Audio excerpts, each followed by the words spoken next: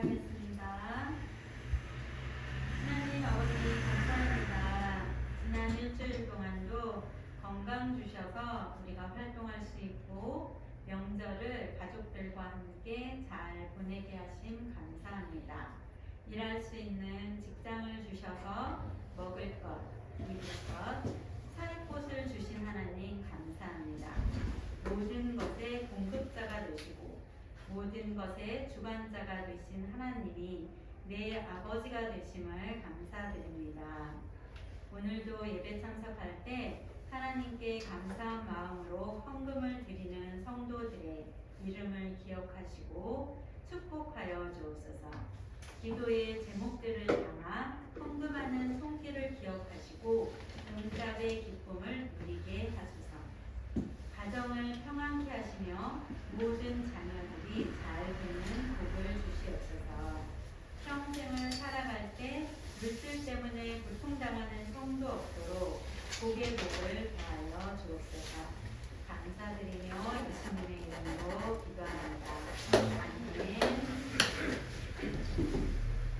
반갑습니다. 우리 서로 축복하면 얼굴도 좀 한번 보고 명절이 오랜 시간 지났어요. 그래서 오랜만에 만났기 때문에 서로 인사를 하도록 하겠습니다. 얼굴을 한번 보겠습니다. 네. 노래 안 나오나요? 아까 나오는 것 같아서 또 기다렸습니다. 예. 그리고 서로 축복합시다.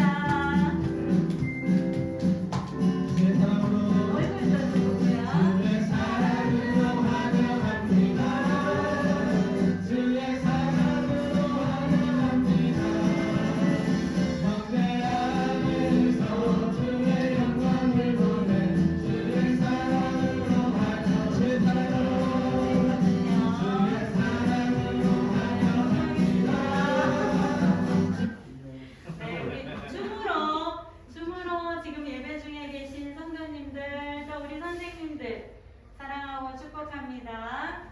코로나가 마스크 이게 스캔이 안 됐어요. 마스크. 네.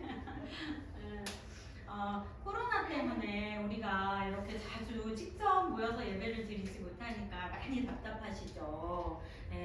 예배 현장 예배 오고 싶지만 또 집에서 줌으로 예배 드릴 수밖에 없는 그런 안타까운 우리 성도님들과 선생님들 많이 보고 싶습니다. 안전을 위해서 기도하고 마음 모아서 축복하겠습니다. 오늘 우리에게 주신 하나님의 말씀은 누가복음 말씀을 보려고 해요. 아까 우리 말씀을 다 같이 읽었는데 말씀을 보기 전에 오늘은 누가복음에 대해서 한번 우리가 훑어보고 그 다음에 우리가 오늘의 주신 말씀에 대해서 좀 더 보면 좋을 것 같습니다. 누가복음, 누가에 대한 수어 다 아시나요? 누가. 이 수어는 어떻게 만들어졌냐 하면 누가가 원래 누가의 직업이 의사입니다. 그래서 병원이란 수어와 니은을 합쳐서 누가복음이라고 지었습니다. 이 누가는 원래는 유대인의 사람이 아닙니다. 쉽게 말하면 아브라함의 하나님, 이삭의 하나님, 요셉의 하나님이라고 부르는 유대인들의 그 전통을 따라 태어난 사람이 아니고 헬라인이에요. 헬라의 문화를 접하고 그 어려서부터 헬라인으로 성장했어요. 그래서 처음에는 예수님이 누군지 몰랐어요. 그런데 나중에 예수님을 믿게 되는 그런 이방인 기독교인입니다. 근데 이 누가는 신약 성경에 보면 마태복음부터 요한계시록까지 우리가 보기에 그 중에 마태복음부터 누가복음 그 사이에 두 권의 책을 저서했어요. 하나는 누가복음, 또 하나는 사도행전. 누가복음과 사도행전의 글의 분량을 보면 아주 양이 많아요. 그 정도로 누가복음은 똑똑한 엘리트였다는 것을 우리가 볼 수 있어요. 오늘 우리가 설교 제목을 다 같이 한 번 더 보려고 하는데요. 우리가 수어로 다 같이 한번 해볼까요? 준비, 시작. 주님이 찾으시는 한 사람. 네. 제가 동광교회에 부임하면서부터 제가 일괄적으로 쭉 가는 얘기의 핵심은 뭐냐면 주님은 지금도 누군가 한 사람을 부르고 계신다는 거예요. 그 한 사람 한 사람을 통해서 하나님의 구원의 역사는 시작이 됐고 지금까지도 그 구원의 역사는 계속 이루어지고 있다는 거예요. 우리가 성경 안에 있는 많은 위대한 인물들을 보면 그 인물들 한 사람 한 사람을 통해서 수많은 백성들이 구원을 받아요. 죄악과 고통 가운데 있는 사람들을 구원하는 통로로 하나님은 한 사람을 불러요. 아브람을 불렀고 모세를 불렀고 사사시대 때 사사들을 불렀어요. 그리고 오늘 동광교회 안에서도 동광교회 농인부 안에서도 한 사람을 찾고 계십니다. 오늘 말씀을 통해서 그 한 사람, 하나님이 찾으시는 그 한 사람이 바로 내가 되기를 간절히 소원하며 오늘의 말씀을 들으면 좋을 것 같습니다. 오늘의 말씀을 듣고 아는 얘기야. 그 뻔하지 뭐. 그런 생각으로 하나님의 말씀을 듣는다면 이 시간을 낭비하는 시간입니다. 하나님과 나와는 상관이 없고 또 예배와 나와는 상관이 없는 시간이 되는 거예요. 오늘 말씀은 분명히 나를 찾고 계신 하나님의 음성 가운데 여러분들이 반응하는 시간이 되면 좋겠습니다. 말씀을 우리 한번 다시 볼까요?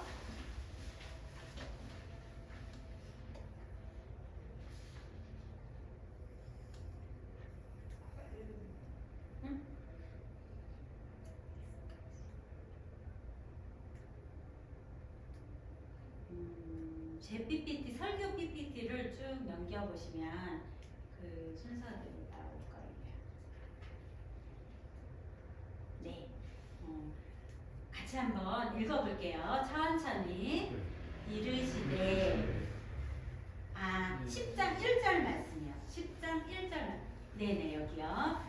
시작. 그 후에 주께서 따로 70인을 세우사 친히 가시려는 각 동네와 각 지역으로 둘씩 앞서 보내시며. 네, 예수님은 제자들을 부르실 때에 처음에 갈릴리에서 12명의 제자를 부르셨어요. 네, 그 제자들의 직업은 여러 부류가 있었지만 그 중에서도 어부를 낚는, 물고기를 낚는 어부들을 부르셨어요. 네, 그물 깃는 베드로를 시작해서 예수님께서는 지나치지 않으시고 12명의 제자를 부르셔서 하나님의 일을 맡기셨고 오늘 말씀에 보면 또 12명이 부족해서 70명이라는 또 제자들을 부르시는 상황이 나옵니다. 그리고는 예수님께서는 너네 각각 가서 마을로 가서 복음을 전해 라고 한 게 아니라 둘씩 보냈다라고 기록하고 있어요. 우리는 이 2명이라는 거에 좀 집중해 볼 필요가 있어요. 왜 하나님은 나에게도 나 충분히 능력 있거든? 나 혼자도 잘할 수 있거든? 근데 왜 예수님은 2명씩 하라고 하셨을까? 생각해 보신 적 있나요? 2명이라는 것은 나와 짝을 이룬다는 거예요. 복음을 전하러 갈 때 내가 전하는 복음이 잘못 전할 수도 있고 또 내가 전한 이 복음이 상대방이 복음을 받아들이는 그 시점에서 우리가 그분이 복음을 받지 않을 수도 있어요. 그렇기 때문에 복음을 전하는 자와 옆에서 기도하는 자가 짝이 되어야 합니다. 그리고 또 이분이 전하는 복음이 맞는지 바른지 틀린지 서로 보완해 줄 필요가 있습니다. 서로 돌보아야 한다는 거예요. 그렇게 하나님은 협력해서 일하시는 것을 원하십니다. 그리고 또 복음을 전하다가 우리가 지칠 수 있어요. 동방교회 그렇지 않나요? 일하다 보면 너무 지치고 힘들 때 있지 않나요? 그럴 때 나의 옆에 있는 짝이 지친 사람을 위해서 기도해주고 그 사람을 바로 세워서 서로 격려하며 하나님의 일을 한다라는 의미를 담고 있어요. 예수님은 제자들을 세우시고 그 다음에 예수님이 직접 하셨던 세 가지의 사역들이 있었어요. 우리는 여태까지 계속 살펴봤어요. 마태복음 말씀을 한번 볼게요. 4장 23절 말씀이에요. 예수께서 온 갈릴리에 두루 다니시며 그들의 회당에서 가르치시며 천국 복음을 전파하시며 백성 중에 모든 병과 모든 약한 것을 고치시니. 예수님은 공생애를 시작하신 3년 동안 꾸준히 하신 게 바로 이 세 가지의 사역이에요. 노란 글씨만 다 같이 한번 읽어볼게요. 준비 시작. 가르치시며 복음을 전파하시고 모든 병과 모든 약한 것을 고치시니. 예. 이것을 예수님은 하신 거예요. 근데 오늘 예수님께서는 12명의 제자를 세우시고 70명의 제자를 세우시고 또 동방교회 안에서 여러분들을 제자로 삼으시기를 원하는 거예요. 그렇다면 제자인 우리는 무엇을 해야 하느냐? 학생은 선생님을 따라가죠. 선생님의 가르침을 본받습니다. 그것처럼 우리는 예수님의 제자이기 때문에 예수님이 하셨던 일을 우리가 따라해야 된다는 거예요. 이때의 상황은 예수님이 이제 곧 십자가를 지시고 죽음을 앞에 두고 계셨어요. 그럴 때 우리를 부르셔서 12명, 70명 제자를 부르시고 그들에게 명령하신 거예요. 나는 이제 간다. 더 이상 이 세상 가운데서 복음을 전할 수 없어. 너희들이 내 제자라면 내가 전했던 이 일을 너희들에게 맡기니 너희들이 복음을 전해야 해. 이 일을 잘 부탁한다 라고 하나님은 말씀하신 거예요. 그렇다면 오늘 우리도 예수님께서 명령하신 그 복음을 전해야 할 책임이 우리 안에 있다라는 거예요. 예수님과 나하고 상관이 없는 게 아니에요. 복음이 나와 상관이 없는 게 아니에요. 우리는 복음을 반드시 전해야 할 책임을 가지고 있다라는 거예요. 오늘 말씀에 보면 이렇게 말씀하고 있죠. 추수할 것은 많되 일꾼이 적으니 그러므로 추수하는 주인에게 청하여 추수할 일꾼들을 보내주소서 하라. 네. 앞에 말씀에 보면 추수할 것이 많다라는 거예요. 여러분은 지금 교회 다니시잖아요. 나는 예수를 믿잖아요. 나의 가족은 예수를 믿고 있잖아요. 그럼에도 불구하고 예수 믿지 않는 사람들이 너무나 많다라는 거예요. 우리 주위에는 지금도 예수 믿지 않는 사람들이 많습니다. 그들에게 복음을 전해야 합니다. 지금은 코로나이기 때문에 복음을 전하기 어렵다고 해요. 그렇지만 우리는 반대로 생각을 해야 해요. 코로나이기 때문에 더 힘든 사람들이 있고 더 외로운 사람들이 있고 누군가 나를 찾아와주고 만나주기를 원하는 사람들이 내 주위에 있다라는 것을 아셔야 합니다. 코로나이니까 전하기 너무 어려워, 사람 만나는 거 너무 어려워 이렇게 생각하지 말고 그런 사람들을 찾아보고 기도하고 도울 수 있는 우리가 되었으면 좋겠습니다. 이 10장 2절의 말씀에 보면 추수할 일꾼이라는 말이 있죠. 여러분 이단 신천지 아시나요? 예, 수어를 어떻게 쓰죠? 이단 신천지 어떻게 쓰나요? 수어. 예, 신천지. 네, 예, 그렇죠. 이단 신천지. 예, 여기에서 사용하는 말이 추수꾼 들어보셨어요? 이 성경에 가장 귀하고 다 아신다고 해요. 우리 명인들 워낙 많이 들어봤을 거예요.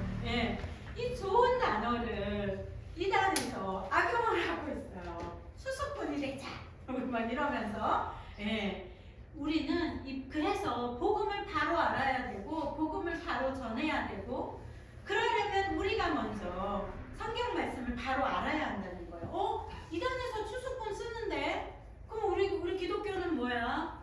이거 사용하면 안 되는 거 아니야? 이거 추수꾼이 나쁜 거 아니야? 이렇게 생각하시면 돼요. 지금 오늘 말씀 항상 기억하세요. 누가복음 10장 2절 말씀에 수수할 것은 많되 일꾼이 적으니. 예, 우리 진짜 예수님에 대한 복음을 받아들이고 전해야 할 예수 믿지 않는 사람들이 너무 많습니다. 그들에게 우리는 수수할 책임을 가지고 복음을 전해야 한다는 거예요. 예.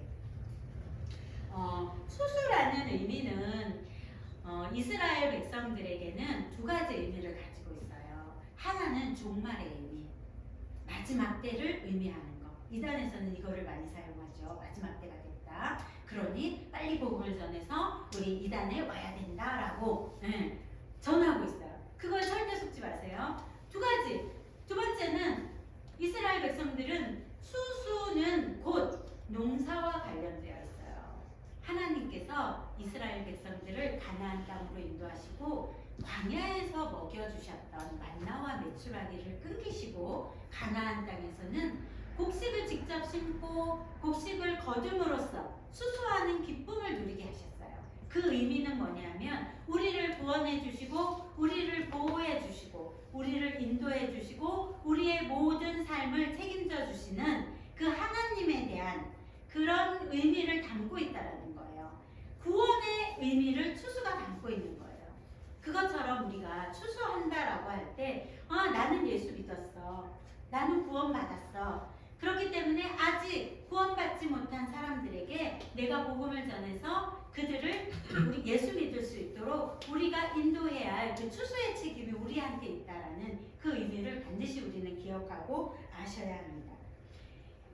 이사야서 말씀에 보면 이사야서는 하나님의 소명을 받을 때 어떻게 하나님의 음성을 듣고 그 부름에 응답하였는지가 나옵니다. 이사야 6장 8절 노란 글씨만 제가 읽어볼게요.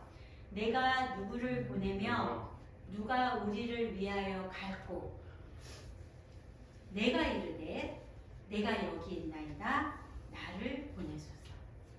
하나님이 일꾼을 찾으실 때 이스라엘 백성들의 그 어두운 상황, 힘든 상황 가운데서 하나님이 이사야를 부르신 거예요.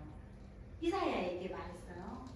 나를 위해서 누가 갈고 이 복음을 전할 사람이 누구일꼬 할 때 이사야는 대답했어요. 내가 여기 있나이다. 나를 보내소서. 내가 그 직무를 그 책임을 다하겠습니다. 하나님 이렇게 했다는 거예요. 우리는 우리가 좋은 일만 할 수 없습니다. 우리가 하고 싶은 일만 할 수 없습니다. 공동체를 세워가는 일에는 내가 좋은 일도 있고 내가 하기 싫은 일도 있어요. 하지만 하나님은 그 하기 싫은 일을 우리에게 맡기실 때가 있어요. 그럴 때 여러분은 어떻게 반응하시렵니까? 네, 내가 여기 있나이다. 하나님, 내가 그 일 하겠습니다. 나를 보내소서라고 반응하는 우리가 되면 참 좋겠습니다.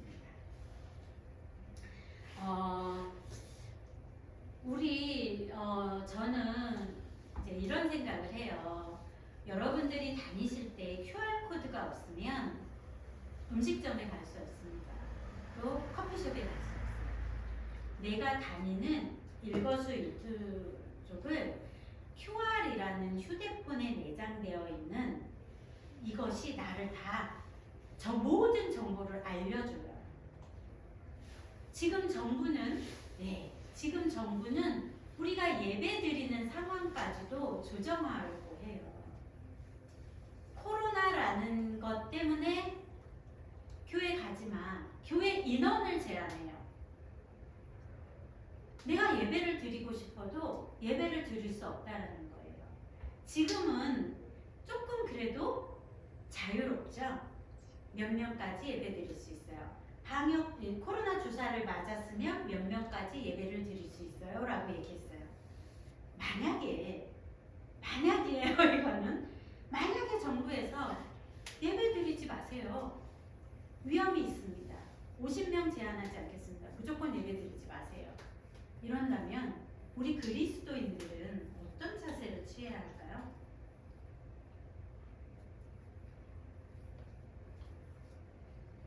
여러분 하나님 없이 살 수 있습니까? 말씀 없이 살 수 있습니까? 우리는 안 되는 사람이에요. 우리는 예배 없음. 예배는 우리의 생명이에요. 생명이 없는 사람은 죽죠, 바로. 우리가 예배를 드리지 못한다는 것은 우리의 생명이 죽는 것과 마찬가지예요. 세상 사람들은 말이에요. 야, 코로나인데 무슨 교회를 가니? 나중에 예배 드려. 그러죠. 나중에 언제가 될까요? 코로나는 끝난다는 보장이 있나요? 코로나는 확실히 사라진다는 보장이 있을까요? 우리가 코로나가 사라질 때까지 예배를 미루어야 될까요? 저는 그렇더라고요. 줌으로 아니면은 그 처음 코로나가 터지고 나서 처음에 이제 예배를 무조건 교회를 다 폐쇄했어요. 그럴 때요, 전 되게 좋더라고요. 집에서 너무 교회 일이 많아요. 아침 주일날도 아침부터 저녁 예배까지 드리고 지치고 수요일, 금요일, 목장 예배, 또 성경 공부 다 참여하다 보니까 너무 힘든데 코로나로 예배를 드리지 말으래. 집에서 예배 드려도 된대. 아싸, 좋다. 일주일, 2주일, 한 달. 그 다음에 저가 조금 이상한 느낌을 받았어요. 이상하다. 나는 분명히 집에서 예배를 드리는데 뭔가 이 믿음이라는 거에 대한 고민이 생기기 시작했어요. 내가 이렇게 예배를 드려도 될까? 내가 현장에 직접 가지 않고 계속 이렇게 줌으로 예배를 드린다면 나의 믿음을 건강하게 지켜나갈 수 있을까? 이런 고민들이 좀 생겼어요. 여러분들은 좀 어떤지 모르겠네요. 저는 전도사임에도 불구하고 정말 믿음이 없다. 나 왜 이러지? 예배드리는 저의 모습은 어떨 때는 처음에는 아주 화장도 다 하고 교회 가는 것처럼 아주 바르게 앉아서 찬송을 드릴 때 일어나십시오 하면 일어나서 예배도 드리고 아주 마침 축도까지 다 서서 예배를 잘 드리고 근데 시간이 지나고 나니까 어느 날 화장도 하지 않고 머리도 감지 않고 잠옷을 입고 헐레벌떡 예배를 드리는 제 모습을 발견하고 나도 이럴 수 있구나. 나도 이런 모습이구나. 이런 충격에 빠졌습니다. 그래서 예배에 대한 거, 믿음에 대한 거 좀 더 고민하는 시간이 있었어요. 이런 이때에 우리가 정말 어떤 신앙을 가지며 또 어떤 마음을 가지며 예배에 임하는 태도가 중요하죠. 그리고 이런 상황 가운데 복음을 전한다는 거 어떻게 전해야 할지 좀 고민스럽습니다. 코로나는 사라지지 않을 거예요. 어쩌면 앞으로 더 철저하게 우리의 신앙생활을 통제하는 시대가 올 것입니다. 그럴 때 우리는 우리 농방교회 농인부 예배는 어떻게 드려져야 될까 좀 고민이 필요하고 기도가 필요한 것 같습니다. 저는 저에 대한 얘기를 조금 하려고 해요. 저는 초등학교 4학년 때 기회를 가게 됐어요. 그것도 이제 옆에 있던 친구가 교회 가자. 그래서 여름 성경학교 때 교회를 갔다가 쉬다가 사춘기 때 다시 사춘기 때 여러 가지 고민과 또 가정의 문제와 고민으로 인해서 교회를 다니기 시작했어요. 그때부터 하나님을 알게 됐고 그때부터 살아계신 하나님을 경험하기 시작했어요. 여러분은 언제부터 교회를 다니셨는지 모르겠지만 저는 그 친구가 없었다면 그 초등학교 4학년 때 나를 교회로 인도한 그 친구가 없었다면 내 삶은 어떻게 변했을까라는 생각을 해요. 근데 지금 저는 그 친구 이름도 모르고 그 친구의 얼굴도 몰라요. 그러나 하나님의 나라에 분명히 그 친구의 이름은 기록이 되었을 거고 그 친구가 최연희라는 나를 전도한 그 상급이 분명히 있을 겁니다. 왜냐하면 그 친구는 저 한 사람을 전도했어요. 그렇지만 저는 믿지 않는 남편과 결혼을 했어요. 믿지 않는 남편을 구원시켰어요. 또 자녀 둘을 낳았어요. 아들입니다. 둘. 이 아들 둘이 다 예수 믿어요. 예. 예수 믿는 가정을 만들었죠. 그리고 저희 친정 예수 믿게 됐고요. 저희 시댁은 아직 예수 믿지 않습니다. 그렇지만 제가 중학교, 고등학교, 대학교, 직장생활, 또 지금 전도사가 되기까지 많은 사람들에게 복음을 전했고 그들이 교회 안에서 성장하고 집사가 되신 분들도 있고 또 전도사, 저처럼 전도사가 된 분들도 있고 목사, 사모가 된 친구도 있어요. 그 친구가 전한 나 하나, 나로 인해서 수많은 사람들이 복음을 얻었어요. 그것처럼 여러분으로 인해서, 여러분 한 사람으로 인해서 내가 누군가 한 사람에게 복음을 전했을 때 그들이 수많은 복음의 열매를 맺게 될 것입니다. 그런 아름다운 우리 공동체를 이어가고 하나님이 찾으시는 그 한 사람, 복음 전하는 그 한 사람의 열매를 우리가 모두 다 맺게 되기를 간절히 축복하고 기도합니다. 디모데후서 4장 2절 말씀을 보겠습니다. 네, 여기 말씀에 보면 노란색 글씨만 읽어볼게요. 때를 얻든지 못 얻든지 항상 힘쓰라. 예, 다시 한번요. 노란색만 시작. 때를 얻든지 못 얻든지 항상 힘쓰라. 예, 복음에는 내가 원하는 때가 없습니다. 내가 시간을 들여서 내가 이때 복음 전할 거야가 아닙니다. 지금 이 사람 형편이 어려우니까 지금 이 사람한테 내가 이 복음을 전하면 안 될 것 같아. 지금 복음을 받아들이지 않을 것 같아. 이것은 내 생각이에요. 반드시 기도하고 복음을 전해야 될 사인을 받았다면 복음을 전해야 한다는 거예요. 우리는 복음을 전하는 이 복음의 나팔수가 되어야 합니다. 때를 얻든지 못 얻든지 항상 복음을 전하는 그런 사람들이 되기를 간절히 소망합니다. 지금 우리 교회에서는 나라를 위한 기도를 하고 있습니다. 네, 40일, 30일 금식 기도를 하고 있는데요. 네, 혹시 이 책자인데요. 못 받으신 분들은 이 책자를 꼭 받아가셔요. 네. 요거는 우리 담임 목사님께서 금식기도 하시다가 나라와 민족에 대한 간절한 소망이 생기셨답니다. 기도에 대한 정말 불붙는 마음을 주셔가지고 속에 있는 말씀과 기도의 내용을 다 집필하시고 책자로 만드신 거예요. 금식을 여러분들에게 하라고 권하지 않습니다. 혹시나 감동이 되면 금식을 하시면 되는데 그렇지 않다라면 여기에 보면 매일매일의 기도가 있어요. 짧게 말씀이 있고 기도할 수 있도록 이렇게 묵상을 할 수 있도록 적어놨습니다. 5분이면 충분할 것 같아요. 우리 농인부도 동광교회에 소속이 맞지요. 네.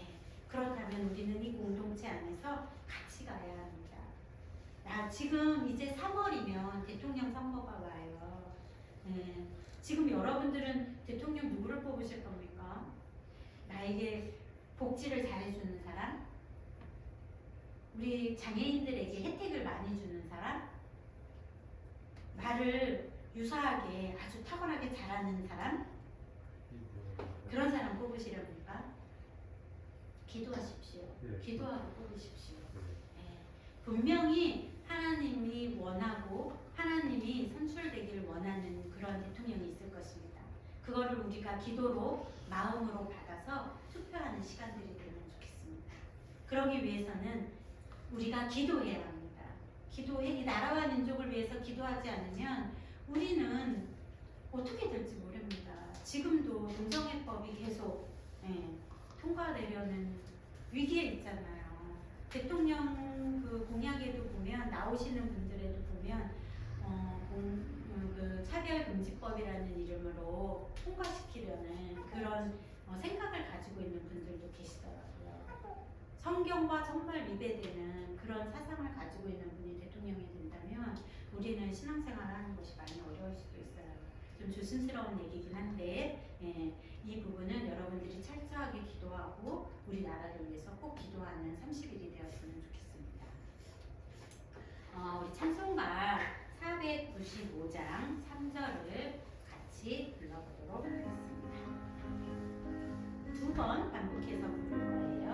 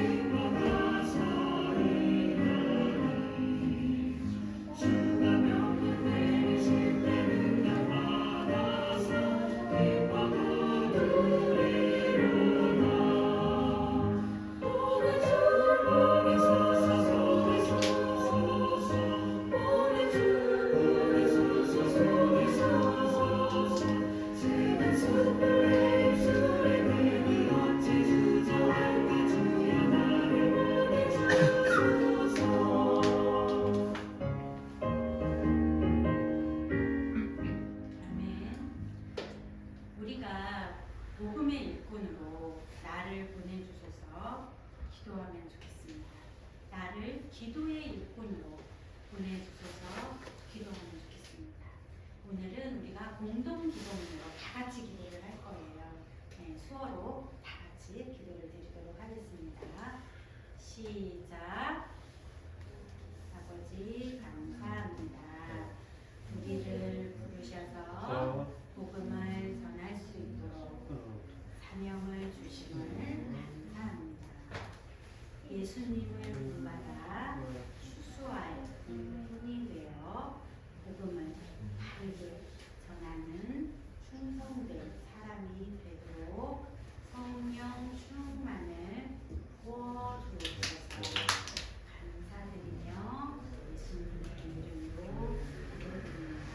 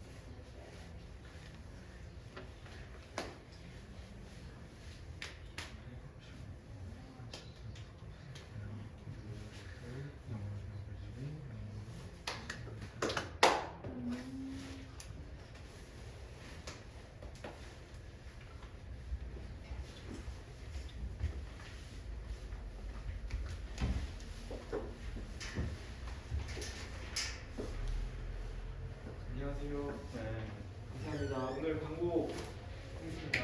넘겨주세요. 2부 순서부터 나오네요. 네. 2부 순서. 오늘은 농인과 청년이 함께 말 없이 함께 대화 나누는 시간을 갖도록 하겠습니다. 친목데이라고 하죠. 저희 예전에 한 적이 있었는데 기억하실지 모르겠어요. 같이 좋은 시간 갖도록 하겠습니다. 네. 수어 교실이 어제부터 2월 5일 어제부터 시작이 됐죠. 그래서 총 4주에 걸쳐서 시작이 되고요. 많은 분들의 참여를 받고 매주 토요일 11시 하도록 하겠습니다. 다음 장. 네, 나라를 위한 30일 금식 기도가 2월 7일부터 3월 8일까지 있고 아까 전에 말씀해 주셨죠. 요게 책자가 아마 교회에 있는 게 맞죠? 근데 지금 저희 홍덕근 집사님께서 가져오시겠다고 지금 가져오고 계십니다. 그래서 이따가 좀 나눠 드릴 수 있을 것 같습니다. 여기까지고요. 이제 저희들이 또 아까 전에 제가 카톡으로 뭔가 어저께 카톡으로 뭐였죠? 조편성 같은 거 이야기 나눴는데 그거는 제가 잠시 좀 미루고 다시 나눠 공유하도록 하겠습니다. 감사합니다.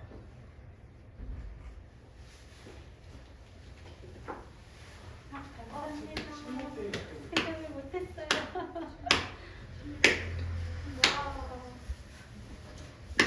엄마 챙겨올 줄 알았어요. 제가 나눈 네네네. 친목 소통날을 위해서 지금 그리고 수업을 열어놨나 봐.